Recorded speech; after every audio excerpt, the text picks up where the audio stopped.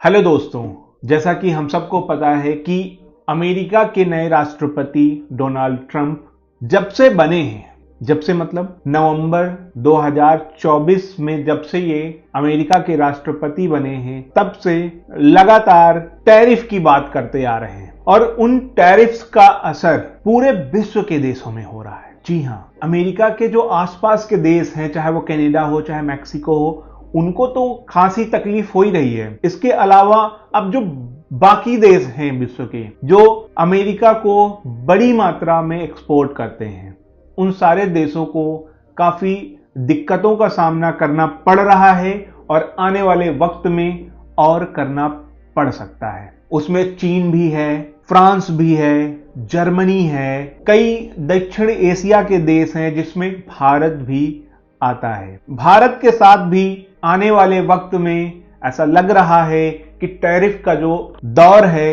वो अगर भारत की तरफ आया तो इससे भारत को भी काफी नुकसान होगा। डोनाल्ड ट्रंप के द्वारा जो भी टैरिफ लगाए जा रहे हैं वो टैरिफ सिर्फ इकोनॉमी तक सीमित नहीं रह रहा है। ऐसा लग रहा है कि ये जो इकोनॉमी के ऊपर मार पड़ रही है, इसका धीरे धीरे असर सैन्य क्षेत्र की तरफ भी जा रहा है। मतलब पूरा विश्व असुरक्षित होने की तरफ बढ़ रहा है। ऐसा लग रहा है कि सारे देश चूंकि इस टैरिफ वॉर की जद में अगर आए तो सैन्य रूप से भी सारे देश प्रभावित होंगे, जिसमें ऐसा भी हो सकता है कि चीन, रूस, भारत, अमेरिका और यूरोपीय देश, इनके बीच में एक मेजर कॉन्फ्लिक्ट भी हो सकता है। और अगर ऐसा हुआ तो बहुत लंबे वक्त से तृतीय युद्ध या तृतीय विश्व युद्ध की बात चल रही है। ये सच ना हो जाए।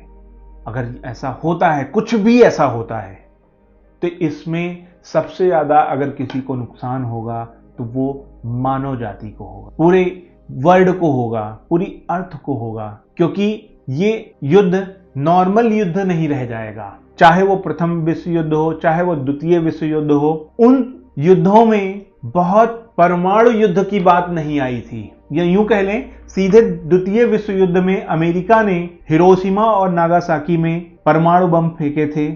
उसके अलावा आज तक किसी भी युद्ध में परमाणु बमों का प्रयोग नहीं किया गया। पर अगर सारे देश आपस में लड़ते हैं तो अब काफी एडवांस इक्विपमेंट्स आ चुके हैं और उनसे लैस अगर न्यूक्लियर बम बनते हैं या उनसे लैस न्यूक्लियर बम्स को यूज किया जाता है तो इस पृथ्वी की स्थिति बहुत ही भयावह हो जाएगी। तो मैं अभी के लिए आप सबको भी आगाह करना चाहता हूं और पूरे विश्व में खास तौर पे अमेरिका के राष्ट्रपति से ये रिक्वेस्ट करना चाहता हूं कि जो कुछ भी आप कर रहे हैं अमेरिका के लिए वो आप जरूर करिए, लेकिन इससे विश्व को आप एक युद्ध के खतरे में मत डालिए। यदि आप ऐसा करते हैं तो आने वाले समय में स्थिति बहुत बिगड़ सकती है और उसका खासा नुकसान पूरी मानव जाति को होगा।